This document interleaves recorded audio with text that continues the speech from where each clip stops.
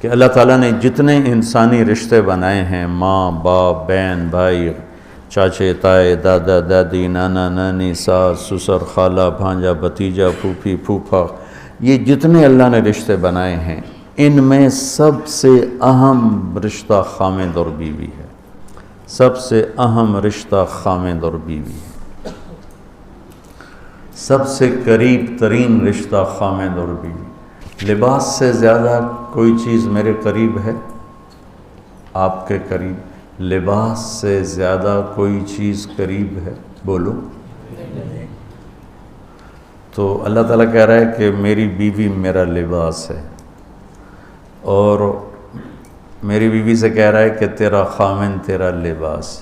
تو میں سے مراد سب شادی شدہ، جتنے شادی شدہ لوگ ہیں۔ تو میں بھی کون ہے شادی شدہ طلبہ میں؟ ماشاءاللہ کافی بابرکت مجمع ہے۔ ہاں اچھا، تو اللہ تم سے کہہ رہا ہے تمہاری بیوی تمہارا لباس ہے۔ سب سے قریب، شادی کے بعد قریب ترین رشتہ لفظ لباس بتا رہا ہے بیوی ہے۔ قریب ترین رشتہ بیوی ہے، اور جو قریب ترین ہوتا ہے وہ پہلے ہوتا ہے، اس کا حق پہلے آ جاتا ہے، قریب ہو گیا۔ اور کل میں نے کہا تھا کہ لباس اور میرے درمیان کوئی چیز حائل نہیں ہے۔ اس سے میں نے وہ ایک حدیث کو اس کے ساتھ جوڑا تھا جو آپ نے حضرت فاطمہ رضی اللہ تعالیٰ عنہ سے فرمایا تھا کہ جسے میں پسند کروں اسے تو پسند نہیں کرے۔ تو چپ کر کے واپس چلی گئیں اور اپنی اور بیگمات رسول سے فرمایا کہ بھائی آپ جانو اور آپ کا مسئلہ، میں اب اس میں نہیں پڑتی۔ تو یہ رشتہ سب سے قریب ہو جاتا ہے، اس سے قریب اور کوئی رشتہ نہیں ہے۔ جب یہ سب سے زیادہ قریب ہے تو اس کے حقوق بھی سب سے پہلے ہوں، اس کا حق بھی سب سے پہلے ہوگا، اس کا خیال بھی سب سے پہلے ہوگا۔ ہمارا جوائنٹ فیملی سسٹم ہے۔ میں کوئی بچیوں کو ساس سسر کے خلاف نہیں بھڑکا رہا، جو سسرال میں زیادتی ہو رہی ہے میں اس کے ازالہ کی کوشش کر رہا ہوں۔ آنے والی بچی اپنے ماں باپ کو چھوڑ کر آئی ہے، اب وہ اپنے خامند کے ماں باپ کو اپنا ماں باپ بنا لے تو اس کی سعادت ہے، اور بچے کے ماں باپ نے اپنی بیٹیوں کو آگے روانہ کر دیا ہے، وہ اس آنے والی بہو کو اپنی بیٹی بنا لیں تو کتنا خوبصورت ہو جائے گا یہ نظام۔ لیکن تربیت بھی نہیں ہے اور سیرت بھی سامنے نہیں ہے۔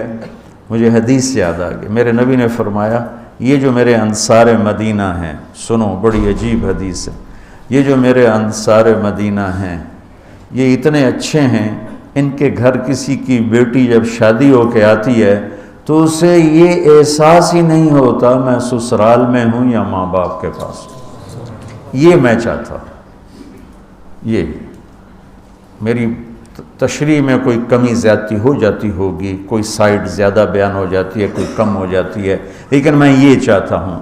یہ حدیث مجھے اللہ نے ابھی یاد دلوائی ہے، حیات الصحابہ میں ہے، جلد اول میں ہے، کہ آپ نے فرمایا کہ یہ جو میرے انصار، میں دوبارہ کہہ رہا ہوں، یہ جو میرے انصار مدینہ ہیں یہ اتنے قابل تعریف ہیں کہ ان کے گھر جب کسی کی ڈولی اترتی ہے تو اس آنے والی بچی کو یہ احساس نہیں ہوتا کہ میں اپنے گھر میں ہوں یا سسرال کے گھر میں ہوں۔ میرے عزیزو، کم از کم تم جو میری اولاد ہو، تم میری روحانی اولاد ہو، تم تو میری بات کو آگے چلاؤ کہ تم اپنے گھر کو، اپنی بیوی کو اس طرح رکھو، اپنے ماں باپ کو بھی اس پہ تیار کرو، اپنی بہنوں کو اس پہ تیار کرو۔ ایک رخ تنقید دی، اے کر دی بھائی، اے کر دی بھائی، یہ سارا یہ میرا ماحول ہے، پتہ اٹھیندی کے میں، باندھی کے میں، ٹردی کے میں، یہاں تک یہ ساری کانوں سنی باتیں۔ تو بچے کے ماں باپ کہیں ہماری بیٹیوں کی تو شادی ہو گئی، اللہ نے ہمیں بیٹی دے دی ہے، اب ہم اس کو بیٹی بنا کے رکھیں گے، اور آنے والی کہے کہ میرے ماں باپ کو تو میں نے چھوڑ دیا، اب میرے خامند کے ماں باپ میرے ماں باپ ہیں، میں نے ان کے پاؤں دھو کے پینے ہیں، تو خود اپنی خوشی سے سارے گھر کی خدمت کرے، کون روکتا ہے؟ لیکن جو ہمارا ایک جابرانہ ماحول ہے، اس نے اس رشتے کو توڑ کے رکھ دیا ہے۔ یہ جو آنے والی لڑکی ہے، اس کے ذمہ ہے نسل تیار کرنا، نسل۔ میری بہو سے میری نسل چلے گی اور میں اسی پر جوتا اٹھا کے کھڑا ہوں، کتنی بڑی زیادتی۔ ماں یہ نہیں سوچتی کہ میری نسل جو چلے گی اس لڑکی سے چلے گی۔ اب ساس اگر یوں سوچے کہ میری نسل اس سے چلے گی، سسر یوں سوچے میری نسل اس سے چلے گی، خامند یوں سوچے یہ میری نسل اس سے چلے گی، خامند کی بہنیں یوں سوچے ہمارے بھائی کی، ہمارے باپ کی نسل اس سے چلے گی، تو ہم اس کو عزت دیں، محبت دیں، پیار دیں، تو وہ پاگل ہے جو تمہیں کاٹ کھائے گی یا تم سے لڑے گی۔ اس کو تانے اتنے ملتے ہیں، ذلت اتنی ملتی ہے۔ اور میں نے جیسے کہا لباس سب سے قریب ہے، تو اس کے بعد بیوی کا حق سب سے پہلے آ جاتا ہے۔ ماں باپ کی طرف سے زیادتی آئے تو تمہارے ذمہ ہے اپنی بیوی کو بچاؤ، اللہ کے واسطے اپنی بیویوں کی حفاظت کرو۔ ہاں تمہاری بیوی کی طرف سے زیادتی آئے تو اللہ کے واسطے ماں باپ کی حفاظت کرو۔ تو اس کا مطلب یہ نہیں کہ تم ڈنڈا اٹھا لو، اپنے اخلاق ایسے بناؤ، سپرنگ بن جاؤ، سپرنگ جو فریشر سے کو قبول کر کے دب کر کے نیچے چلا جاتا ہے۔ نیچے جانے میں جڑ جانے کا نظام چھپا ہوا ہے کہ جھک جاؤ، ماں باپ ناراض ہو ان کے پاؤں پکڑ لو، بیوی ناراض ہو اس کے پاؤں پکڑ لو۔ ذلت میں عزت چھپی ہوئی ہے، ساری زندگی کا تجربہ بتا رہا ہوں۔ ذلت اللہ کی رضا کے لیے ذلت اٹھانے میں عزت چھپی ہوئی ہے۔ ہن لباس لکم، کتنا ہی مجھے غصہ چڑھا ہو میں اپنے کپڑے پھاڑوں گا، مجھے غصہ آ گیا میں نے اپنے کرتے پھاڑنے میں، کسی یہ پاگل تو کرے گا، سمجھدار دوئے کا کرتا پاڑے گا، اپنا نہیں پاڑے گا۔ اب مجھے بیوی پہ غصہ چڑھ گیا تو میرا لباس ہے، اس کو تار تار کر دوں، گالیاں دوں، تھپڑ ماروں، تو ایسا ہی جیسے میں اپنے کرتے کو پھاڑ رہا اور اپنے کرتے کو تار تار کر رہا۔ بیوی کو غصہ چڑھے تو وہ اپنے کپڑے پھاڑتی ہے۔ کپڑوں کے لیے کتنے حفاظتی نظام ہیں، الماریاں بنی ہوئی ہیں اور ہینگر بنے ہوئے ہیں، کریز خراب نہ ہو۔ ایک چھوٹا سا بچہ ہے لیکن اپنے لباس کو کیسے حفاظت کر رہا ہے، کریز ٹھیک کر رہا ہے، سرانے کے نیچے رکھ رہا ہے اور اس کو صاف ستھرا رکھ رہا ہے۔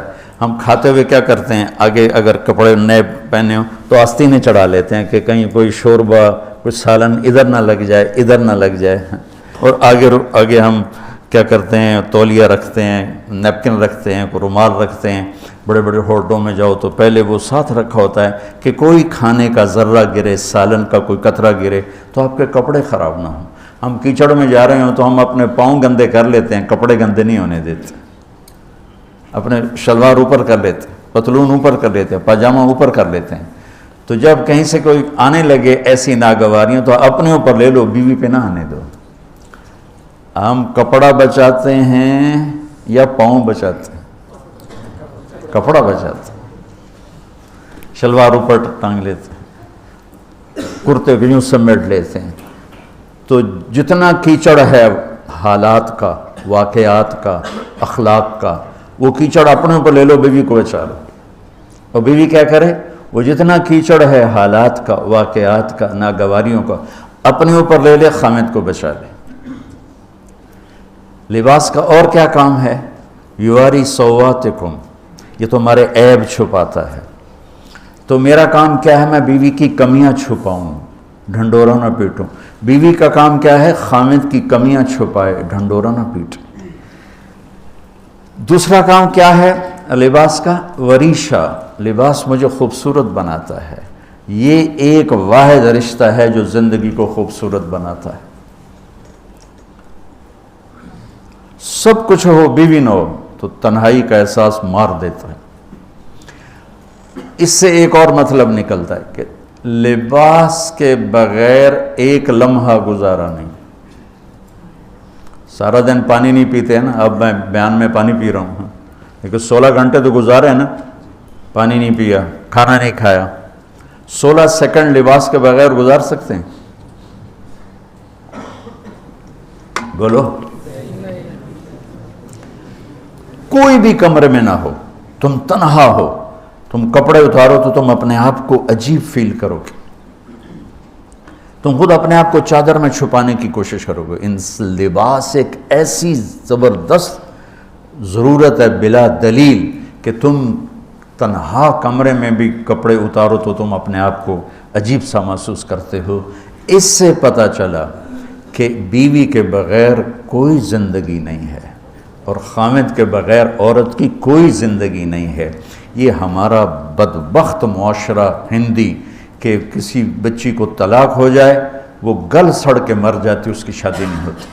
کوئی جوان بچی بیوہ ہو جائے وہ سسک کے مر جاتی، اس کی شادی نہیں ہوتی۔ کوئی 40-50 سال کا ہو جائے مرد، اس کی بیوی مر جائے، کوئی اس کو لڑکی دینے کے لیے تیار کوئی نہیں۔ اور لباس کا لفظ بتاتا ہے کہ شادی کے بغیر انسان ننگا ہے، اور ننگے انسان کا کوئی کہیں بھی گزارا نہیں ہے۔ لفظ لباس بتاتا ہے کہ ہم اس چیز کو رواج دیں کہ شادیاں ہوں، بیوہ کی شادی ہو، مطلقہ کی شادی ہو، کوئی کس کی بیوی مر جاتی ہے۔ حضرت ابن مسعود کا فرمان ہے اگر میری موت میں 10 دن باقی ہوں تو بھی میں شادی کر لوں گا اگر میری بیوی مر جائے تو۔ ابو ہریرہ کہتے ہیں اگر میری زندگی میں 7 دن باقی ہوں اور میری بیوی مر جائے تو میں 1 ہفتہ بھی شادی کے بغیر نہیں رہوں گا، میں شادی کر لوں گا۔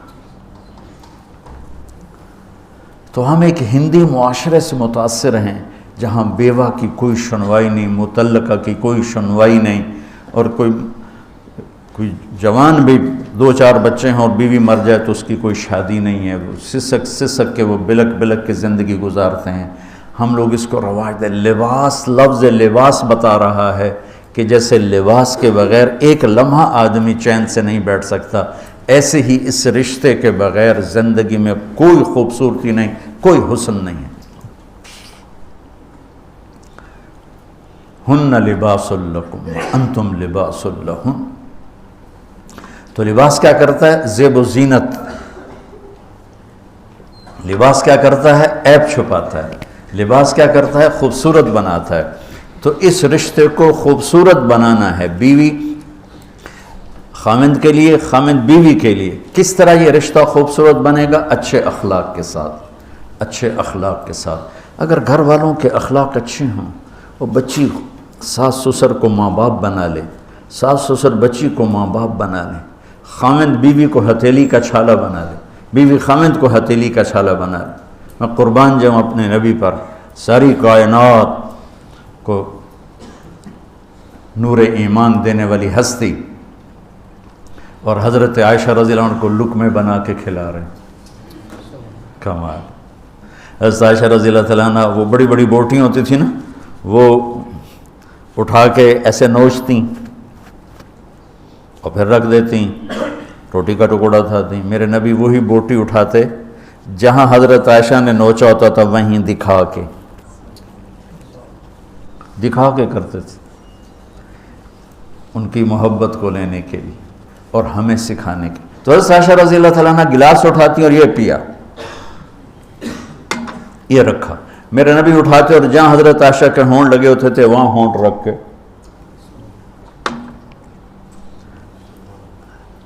یہ زندگی سکھائی ہے۔ یا عائشو، کیا محبت سے بولا عائشہ نے، یا عائشو یا حمیراء، عائشہ آؤ دوڑ لگائیں۔ عائشہ مجھے پتہ چل جاتا جب تو میرے اوپر ناراض ہوتی ہے۔ حضرت عائشہ نے کہا وہ کیسے؟ کہ جب تو میرے اوپر ناراض ہوتی ہے نا تو یہ نہیں کہتی مجھے رب محمد کی قسم، تو کہتی مجھے رب ابراہیم کی قسم۔ جب تو میرے اوپر راضی ہوتی ہے تو کہتی ہے مجھے رب محمد کی قسم، اور جب تو میرے اوپر ناراض ہوتی ہے تو کہتی مجھے رب ابراہیم کی قسم۔ کہ یا رسول اللہ صلی اللہ علیہ وسلم نام ہی آپ کا نہیں لیتی، میرا تو دل آپ پہ کیا، میری جان قربان ہے آپ پر۔ عرب کے ماحول میں اظہار عشق عیب تھا بیوی سے۔ ہاں معشوق سے اظہار عشق ساری شاعری بھری پڑی، لیکن بیوی سے اظہار عشق، عیب، موت، اس ماحول میں جس میں بیوی سے اظہار عشق ایک عیب تھا اور معشوق سے اظہار عشق شاعری بھری پڑی ہے، عرب کی شاعری بھری پڑی ہے عشق و معشوقی سے، اس ماحول میں میرے نبی سے ایک شخص کہتا ہے، یا رسول اللہ من احب الناس الیک، آپ کو سب سے زیادہ کس سے پیار ہے؟ بھری محفل ہے، مسجد الگ نہیں کہ یوں کر کے پوچھ رہا ہو، بھری محفل میں آپ سب سے زیادہ کس سے پیار کرتے ہیں؟ تو آپ نے زور سے کہا عائشہ سے۔ اللہ اکبر، اللہ اکبر، ہائے ہائے ہائے ہائے ہائے، وہ تو ہل گئے، وہ کہنے لگے، ان کی تو سمجھ میں نہیں آئی بات، تو انہوں نے کہا یا رسول اللہ میرا مطلب ہے مردوں میں آپ کس سے زیادہ پیار کرتے؟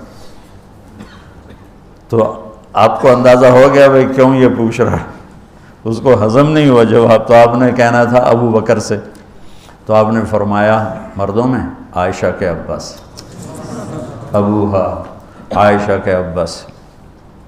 کیا زندگی سکھائی، ہن لباس لکم وانتم لباس لہن، یہ تمہارا لباس ہیں، تمہیں کتنا ہی غصہ چڑھے لباس تو نہیں پھاڑو گے، تمہیں غصہ چڑھے بیوی کو بے عزت نہ کرو، بیوی کو غصہ چڑھے تو کرتا پھاڑے گی، اپنا دوپٹے کو آگ میں ڈالے گی، نہیں، اس کو بچائے گی، صرف پاگل یہ کام کرتا ہے۔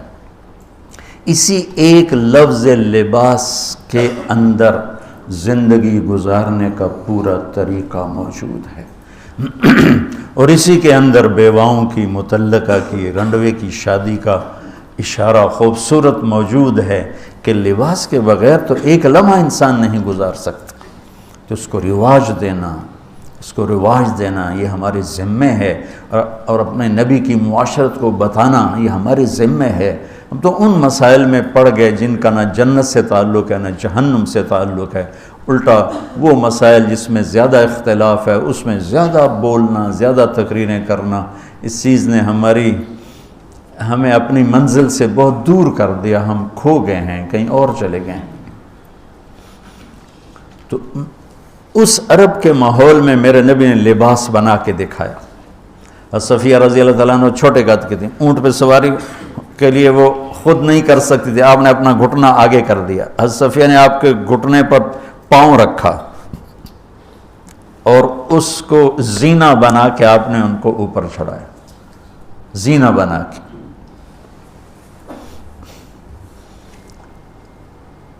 جہاد کے سفر سے واپسی ہو رہی ہے، سب صحابہ سے کہا آگے نکل جاؤ، سب آگے نکل گئے، اتنا نکلے کہ غائب ہو گئے، نظر نہیں آ رہے، تو آپ نے کہا عائشہ دوڑ لگائیں، اللہ، عائشہ دوڑ لگائیں، ہم نے کہا جی لگائیں، تو حضرت عائشہ فرماتی ہیں میں نے دوڑ لگائی، میں آگے نکل گئی، آپ پیچھے رہ گئے۔ کچھ سال گزر گئے، جہاد کے سفر سے واپسی ہو رہی، آپ نے کہا عائشہ دوڑ لگائیں، میں نے کہا جی لگائیں، ہم نے کہا چلو بھائی آگے چلے جاؤ، سب آگے چلے گئے، غائب ہو گئے، تو کہنے لگے میں نے دوڑ لگائی، میں موٹی ہو گئی تھی، میں پیچھے رہ گئی، آپ آگے نکل گئے، تو آپ نے کہا ہاذہ بتلک، اب ہمارا تیرا حساب برابر ہو گیا۔ آپ بچوں زندگی تو پڑھو کہ تمہارے نبی نے کیا خوبصورت زندگی گزاری ہے۔ ایک صحابی کہتے ہیں دائم الفکر متواصل الاحزان، کیسے تھے ہمارے نبی؟ تو وہ جواب دیتے ہیں بڑے غمگین، بڑے فکر مند، ٹھیک ہو؟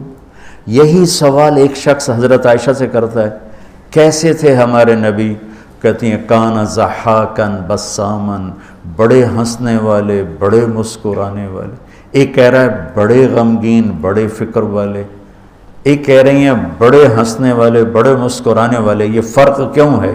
ایک نے دیکھا ہے مسجد کے ماحول میں، وہاں نبوت کی ذمہ داری مقدم ہے اور اس کا احساس آپ پر وزن ڈال رہا ہے۔ اما عائشہ نے دیکھا مسکراتا ہنستا، کہاں؟ گھر میں آپ مسکرانے والے ہیں، آپ ہنسنے والے ہیں، اور نبوت کی ذمہ داری ہے، درد بھی ہے، لیکن اس کو اندر چھپا لیا ہے۔ اب بیگم کو ہنس کے دکھا رہے ہیں، خوش ہو کے دکھا رہے ہیں، اور ان کے ساتھ لاڈ کر رہے ہیں، ان کے ساتھ پیار کر رہے ہیں۔ جہاد کا سفر ہے، جہاد کا، اور سفر کے لیے تیاری کا اعلان اور کوچ کا اعلان۔ حضرت عائشہ اونٹنی پہ بیٹھیں، گلے میں دیکھا ہار کوئی نہیں، کہا یا رسول اللہ میں تو نہیں جاؤں گی، میرا ہار گم ہو گیا، میرا ہار پہلے ڈھونڈوائیں۔ سارے لشکر کو ہار پہ لگا دیا۔ آپ کہتے تیرا دماغ خراب ہے، میں جہاد میں ہوں، تیرے لاڈ اٹھاؤں اور تیرے ہار کے پیچھے میں سفر کینسل کروں؟ چلو چلو۔ آپ نے کہا چلو بھائی عائشہ کا ہار ڈھونڈو، سارے ہار ڈھونڈنے میں لگ گئے، سارے۔ یہ میں کہاں سے کوئی میں فرضی قصے بیان کر رہا ہوں، گھڑ گھڑ کے بیان کر رہا ہوں، تو میں اپنے حبیب کی سیرت سے اٹھا کے دے رہا ہوں۔ کوئی آپ کسی سیر پہ نہیں نکلے تھے کہ کوئی بات نہیں سفر کینسل کرو، جہاد کا سفر ہے، اور آپ کہہ رہے ہیں عائشہ کا ہار ڈھونڈو۔ آپ دیکھ رہے تھے کہ آگے عورتوں کے ساتھ کتنے کتنے ظلم ہوں گے۔ تم کو بھی سنو ان کی چیخیں اور آہیں جو میں سنتا ہوں تمہارے کلیجے پھٹ جائیں کہ کس قدر ظلم ہے۔ اور تمہیں عجیب بات بتاؤں، یورپ میں نظر آتا ہے عورت بڑی آزاد ہے، یورپ کی عورت پر یہاں سے بھی زیادہ ظلم ہوتا، دیکھنے میں وہ آزاد نظر آتی، لیکن اوف اللہ اللہ۔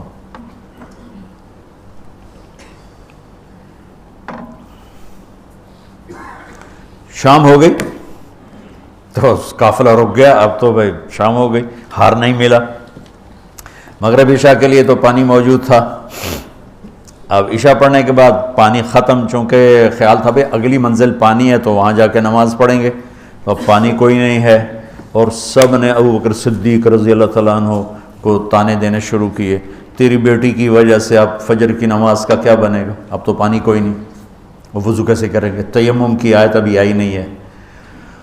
تو حضرت ابو بکر صدیق کو غصہ چڑھا، وہ گئے اللہ کے نبی کے خیمے میں، وہ تو باب تھے، تو آگے اللہ کے نبی حضرت عائشہ کی گود میں سر رکھے سو رہے تھے، حضرت عائشہ یوں بیٹھی ہوئی تھی۔ تو اب کیا کریں، وہ سوئے ہوئے ہیں تو بول تو سکتے نہیں، تب وہ چہرے سے ان کو ڈانٹ رہے ہیں،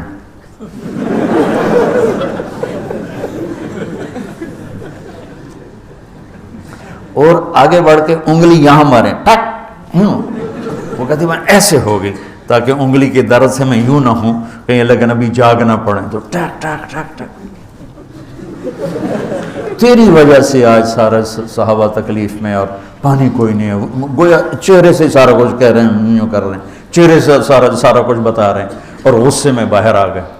اللہ کے نبی کی آنکھ کھلی، پتہ چلا پانی کوئی نہیں، نماز کا ٹائم ہے۔ اللہ نے کہا چلو فتیمموا صعیدا طیبا، چلو بھائی مٹی سے تیمم کرو، ہم نے تمہیں پانی سے بھی بے نیاز کر دیا۔ تو پھر سعد بن عبادہ کہنے لگے ابو بکر تیرے گھرانے کی یہ پہلی برکت تھوڑی ہے، اور بھی بڑی برکتیں پہلے ملی ہیں، پہلے سب ناراض ہو رہے تھے، پھر سارے خوش ہو گئے کہ یہ کیا مل گیا، اللہ نے ہمیں تیمم دے، کسی امت کو تیمم نہیں ملا۔ دیکھو نا، یوں کر کے کر لو، اس سے کوئی پاک ہوتا ہے، اور پھر یوں ایسے کر لو، چلو بھائی غسل سے بھی فراغت ہو گئی، پانی کوئی نہیں ہے تو ہمیں غسل کی ضرورت پڑ گئی ہے، تو اتنا ہی کام ہے، ضربتان۔ حضرت عمار بن یاسر نیا نیا تیمم کا حکم آیا تھا، پتہ تھا نہیں کیسے کرنا ہے، تو وہ سفر میں تھے تو ان کو ضرورت پڑ گئی نہانے کی، انہوں نے کہا اب وضو کے لیے تو تیمم ہے بھائی، یوں کر لو، لیکن نہانے کے لیے تو تیمم کیسے کروں گا، تو سارے کپڑے اتار کے ریت پہ کبھی یوں لو کبھی یوں ہو رہے کبھی یوں ہو رہے، تھے بھی بڑے لمبے چوڑے عمار بن یاسر، آ کر کہنے لگے یا رسول اللہ آج میں نے یوں تیمم کیا، آپ نے انما یکفیک ضربتان، ارے وہاں بھی تجھے 2 ضربیں ہی کافی تھیں، یہ اور یہ۔ رسول اللہ صلی اللہ علیہ وسلم نے فرمایا جس نے لوگوں کے دلوں کو اپنے جال میں پھنسانے کے لیے عمدہ گفتگو سیکھی، اللہ تعالیٰ قیامت کے دن نہ اس کی فرض عبادت قبول فرمائے گا